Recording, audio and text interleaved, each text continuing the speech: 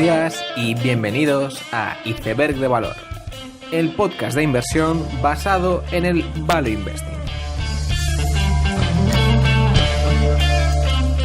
Bienvenidos los seguidores de Joel Greenblatt, bienvenidos a Iceberg de Valor. Esta primera semana de junio comenzaba con que el Departamento de Justicia y la FTC de Estados Unidos empiezan una nueva investigación sobre empresas tecnológicas como Google, Alphabet o Facebook, lo que llevaba a la cotización de estas empresas a bajar significativamente. Y este run regulatorio, por llamarlo de alguna forma, es algo que ha aparecido varias veces en el podcast y parece que es uno de los mayores riesgos que existe, y de hecho muchas de estas empresas tecnológicas grandes cotizan con cierto descuento frente a empresas más pequeñas. Pero parece que en Estados Unidos se empieza a asentar la idea de que regulatoriamente se tienen que parecer más a la Unión Europea y por lo tanto no sería de extrañar ver más multas a empresas como Facebook, Amazon o Alphabet. Por otro lado, esta ha sido la peor semana para el precio del petróleo desde noviembre del año pasado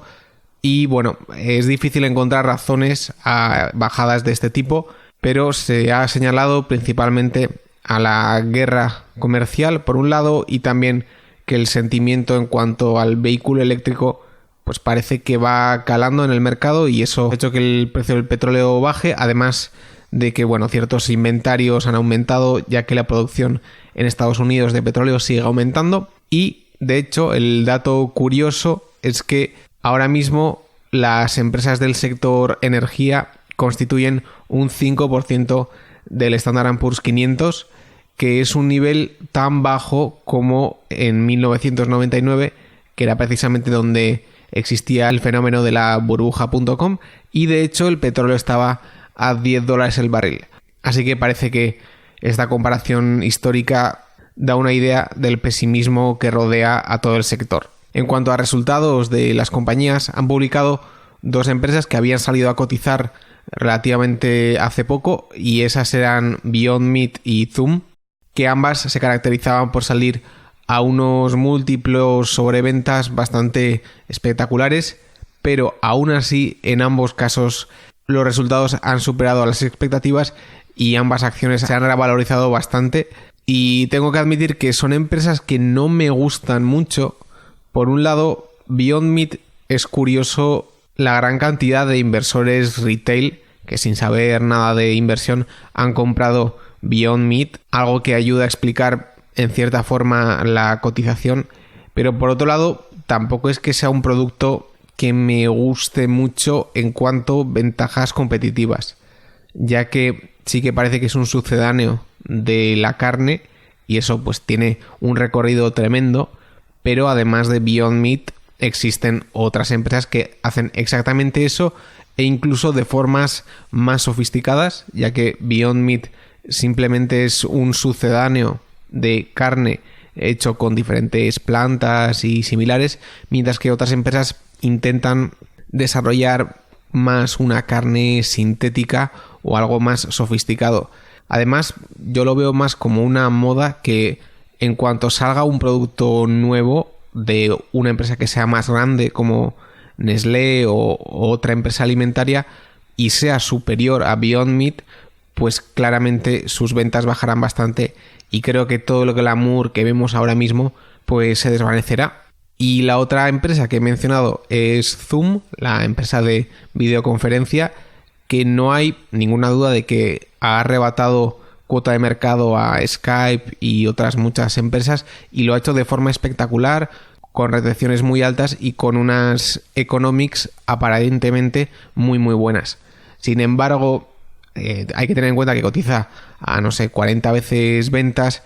y que si bien es un producto que se ha implantado muy rápido, no es una herramienta que se implante mucho en una empresa. No es un SAP o no es un Dassault que tienen productos o un software que requiere de un aprendizaje por parte de la plantilla y que por lo tanto es difícil que ese software se quite de una empresa, sino que Zoom no deja de ser una herramienta que probablemente consigan expandirse a otras muchas áreas, pero ahora mismo, pues de la misma forma que ha conseguido expandirse, no es difícil imaginar que si Microsoft o Google pues de verdad se propusieran quitarle cuota a Zoom, pues quizás lo conseguirían hacer debido a que es un software con poca carga de aprendizaje y por lo tanto es relativamente fácil de quitar de una empresa. Aún así, esto no deja de ser mi opinión y creo que el mercado pues me lleva dando la contraria bastante tiempo, así que quién sabe si tengo que cambiar de opinión en el futuro. Finalmente, comentar también que esta semana ha pasado por el podcast de Joe Rogan Naval Ravikant, que es uno de los celebrities, por así decirlo, de la inversión y de la mejora personal a nivel mundial. Y bueno, lo primero que hay que decir es que el hype que rodeaba ese episodio ha sido tremendo. Aún así lo recomiendo, no sé si realmente ha llegado al nivel del hype que tenía ese episodio, pero sin embargo, como he dicho, recomiendo a cualquiera escucharse ese podcast de Joe Rogan. El tema de este episodio, movimiento y velocidad, tiene que ver en particular con filosofía de inversión y lo primero que hay que decir es que la razón de que yo invierta es el poder encontrar empresas que sean capaces de componer capital a largo plazo. Es decir, poder encontrar pues una determinada empresa donde yo vea ciertas características que el mercado por alguna razón no es capaz de valorar o entender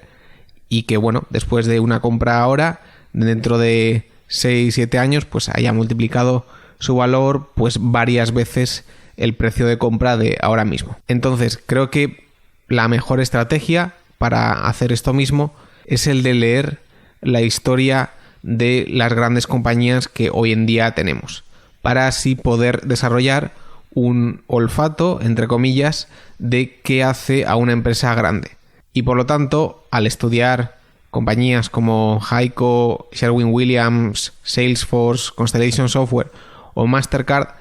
pues uno puede extraer conclusiones muy importantes sobre la directiva, sobre el rumbo que puede tomar una empresa, que quizás luego pueda haber esas mismas características en otras empresas y poder extrapolar lo que va a ocurrir en el futuro. Aún así, cuando uno estudia empresas como las que he mencionado, tienen el problema, por así decirlo, de que su cotización va hacia arriba y hacia la derecha. Y por lo tanto, no estamos hablando de empresas desconocidas y en muchos casos, pues esas características que las han hecho grandes son conocidas por el mercado. Y quizás por eso mismo los mayores retornos que van a tener en su historia ya han quedado atrás, que no quiere decir que a partir de ahora no puedan tener pues unos retornos más que satisfactorios, pero que hayan saltado al público general hace que el upside esté un poco más limitado. Por lo tanto, más que comprar Mastercard, me interesa ver dónde está la próxima Mastercard o el próximo Haico. El otro tipo de acciones que uno ve en el mercado es aquella acción que durante 20 años de cotización no ha hecho absolutamente nada. Esto me ha pasado con una empresa que estaba estudiando porque soy cliente de ella. Es una empresa tecnológica en Estados Unidos llamada KVH, donde el propietario tiene un 20%, etcétera, y tiene ciertas características pues que a priori parecen que la hacen digna de estudio, pero si uno ve su cotización, ve que en los 20 años que ha sido cotizada, la acción no ha hecho absolutamente nada y que la empresa pues sigue con el mismo rumbo y con la misma directiva. Con este tipo de empresa uno se pregunta, ¿cuál es la posibilidad realmente de que justo ahora cambie toda la historia y que esa empresa empiece a generar valor? Es decir, si esa directiva en esa empresa y en ese sector lleva 20 años sin generar valor, difícilmente ahora mismo va a cambiar todo en un momento.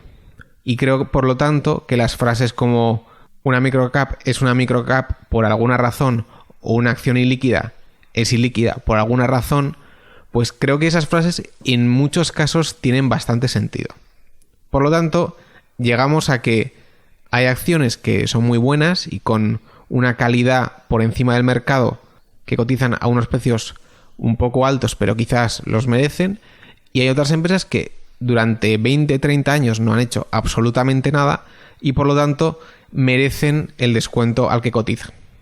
Evidentemente, y antes de seguir, decir que esto no es blanco y negro. Hay un montón de empresas que están en medio de estos dos extremos, pero por lo tanto el inversor emprendedor se pregunta cómo tiene que invertir. Y creo que en este sentido la mejor frase la da Joel Greenblatt cuando dice: busca el movimiento. Es decir, busca cualquier cambio que esté ocurriendo en una empresa que haga que esté mal valorada o que el mercado no entienda bien lo que esté pasando. Un cambio bastante habitual del que uno se puede aprovechar es el cambio en la directiva de una empresa. En el podcast han aparecido diversas empresas donde esto ocurría. Una de ellas es Games Workshop, que durante 10-12 años estuvo al mando de Kirby y la compañía estuvo plana en ventas y en beneficios. Sin embargo, la entrada del sucesor, Kevin Rountree, y una estrategia diferente y que tenía mucho más en cuenta al consumidor, hizo que el perfil de la empresa cambiara totalmente y por eso mismo la empresa haya multiplicado 6-7 veces sin ningún problema. Este mismo caso se ve en la empresa de distribución Electrocomponents en Inglaterra, donde también después de 10 años de no hacer absolutamente nada, se cambia a la directiva, entra Lindsley Ruth y cambia, siempre son cambios relativamente pequeños pero importantes, simplificando la línea de productos propios, intentando dar más importancia a la marca blanca propia, y con esos cambios la empresa ha multiplicado por 3 su cotización en bolsa. Pero un cambio de directiva no es el único cambio que es interesante, sino que incluso las OPVs, que históricamente han sido denostadas por el value investor normal, creo que están cambiando un poco de formato. Por ejemplo, si vemos una entrevista que hay con el CEO de Gestamp, le preguntaban por qué Gestamp salía en la horquilla inferior del precio que estaba en su prospecto. Y lo que decía el CEO de Gestamp es que lo hacían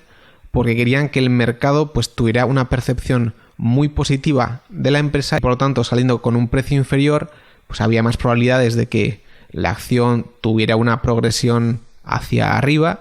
y eso se viera como algo positivo. Por lo tanto, incluso las OPVs, que siempre se dice que son herramientas para sacar dinero al inversor particular, está habiendo un cambio en el modo de verlas. Hay otro tipo de movimientos que también son interesantes, como las fusiones inversas, donde quizás la empresa que pasa a cotizar no es la más conocida de todas, o también quizás que una empresa históricamente bastante mala haga una adquisición muy especial, casi de casualidad, y que eso cambie totalmente el perfil financiero de la empresa. Uno también puede buscar movimiento en empresas que estén vendiendo ciertos activos. Por ejemplo, en el episodio 63 comentábamos cómo MTI había vendido la parte tecnológica que tenía en la empresa y eso hizo de catalizador para que el valor que había en la empresa saliera a la luz.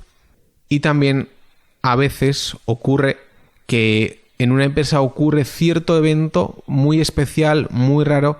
que hace que el perfil histórico de la empresa quizás no sea indicativo de su progreso futuro. En algún episodio pasado había comentado la historia de Intelsys, que va a dar el software a Goldman Sachs para las tarjetas de crédito de Apple, y una vez de que se ha dado a conocer esa noticia, el perfil de la empresa cambia totalmente y el modo de valorarla también lo hace. Tampoco quiero dar una opinión muy positiva ni negativa de Intelsys, ya que es una empresa donde ha habido 2 informes bajistas, la acción estuvo en 40, ahora está en 25, hay muchísimos especuladores en la empresa, el futuro es un poco incierto, es un caso bastante curioso, pero es un ejemplo de cómo un evento que ocurre, por lo que sea, que hace que el modo en el que se vea una empresa cambie totalmente. Y pensando en el caso de Intelsys y en estos cambios que ocurren relativamente rápido, Hay un tema que he estado pensando bastante y es el tema de la velocidad y el timing cuando uno compra una acción.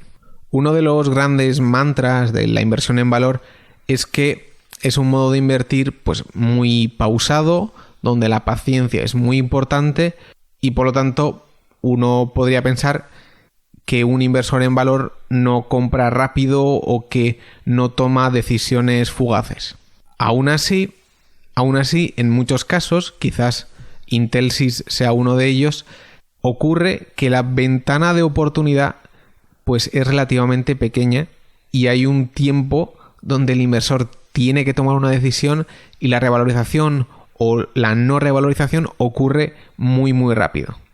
Y es en estos momentos donde el inversor tiene que ser muy decisivo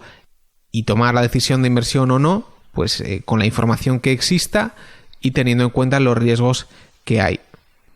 Y es una faceta que creo que hay que entrenar, no solo el de analizar una empresa durante mucho tiempo y tener mucha paciencia, no solo eso, sino el saber ver una oportunidad que va a ser muy rápida o muy fugaz, donde hay que tomar una decisión bastante rápida, saber reconocer eso y tener la valentía de tomar acción. E incluso esto mismo ocurre en el caso inverso, donde uno tiene que vender de forma muy muy rápida. Pensando sobre este tema me venía a la cabeza el caso de Bre-X o Bre-X, que cuando John Hampton apareció en la revista Graham & Doddsville, pues comentó un poco el caso. Para quien no lo conozca, Bre-X es el mayor fraude de la historia de la minería, donde un geólogo filipino llamado Michael de Guzmán pues estaba un poco desesperado porque no podía saltar a las altas esferas de las directivas de las compañías mineras más importantes y por lo tanto decidió en Indonesia crear un fraude donde decía que había muchísimo oro enterrado en ciertas islas de Indonesia y bueno, hay que tener en cuenta que hay volcanes cerca de esas islas y que donde hay volcanes pues suele haber bastante oro y encima en esa zona de Indonesia ya había minas, por lo tanto sí que había razones para darle cierta credibilidad, pero lo que estaba haciendo Michael de Guzmán era pues extraer tierra y hacer lo que se denomina salting, que es añadir oro pues de anillos o oro externo a esa muestra que se extrae de esa mina. Y de esta forma consiguió crear el mito de Bre-X, el mayor fraude que se conoce en la minería. Y lo interesante de esta historia es que, bueno, lo primero, la acción pasó de ser una penny stock que estuvo a fracciones de céntimos a estar a $200 y por lo tanto hicieron muchísimo dinero, pero llegó a un punto donde el gobierno de Indonesia pues metió un poco la cabeza y quería que hubiera compañías que no fueran Michael de Guzmán y Bre-X las que analizaran las muestras y por lo tanto Freeport-McMoRan acudió a Indonesia a estudiar esas supuestas minas que había encontrado Michael de Guzmán. Entonces ya cuando Freeport empezó a analizar en marzo de 1997 ya se estaban publicando alguna noticia de que no estaban encontrando las muestras que supuestamente Michael de Guzmán había publicado. Eso ocurría el 12 de marzo. El 19 de marzo Michael de Guzmán tenía una reunión con la gente de Freeport-McMoRan donde había tomado un helicóptero para sobrevolar el bosque hasta llegar al yacimiento y donde supuestamente saltó del helicóptero y se suicidó. Y digo supuestamente porque justo ese día había desaparecido un cuerpo de una funeraria de Indonesia y el cuerpo que encontraron de Michael de Guzmán pues estaba completamente hecho trozos por los tigres y diferentes animales que estaban en Indonesia y por lo tanto se dice que realmente Michael de Guzmán no está muerto, sino que fingió su propia muerte para, bueno, irse con todo el dinero y escaparse del gran fraude que había cometido. Pues eso ocurría el 19 de marzo. Y finalmente, el 27 de marzo, Freeport-McMoRan decía públicamente que aquellas muestras de oro eran falsas y que básicamente todo Briex valía 0. Y con esta historia de Briex lo que quiero transmitir es que tú tampoco tenías mucho tiempo para vender las acciones de Briex. Primero, el 12 de marzo, parece que Freeport empieza a tener problemas para encontrar las muestras. El 19 de marzo muere supuestamente Michael de Guzmán y las acciones pasan de valer 20 a valer 15. Y ya es el 27 de marzo donde se destapa todo el culebrón. Por lo tanto, un inversor que se hubiera creído la historia de Briex tendría que haber estado muy atento y ser extremadamente decisivo cuando ya se veía que el máximo artífice se tira de un helicóptero, pues quizás es buen momento de vender todas las acciones, porque es muy habitual que un inversor piense, bueno, seguro que luego esto sube y bueno, es mejor esperar. Pero esto no es así. Muchas veces lo que importa es ser decisivo y hacer lo que piensas que es correcto. En la historia de Briex hubo una semana o 2 semanas para tomar la decisión.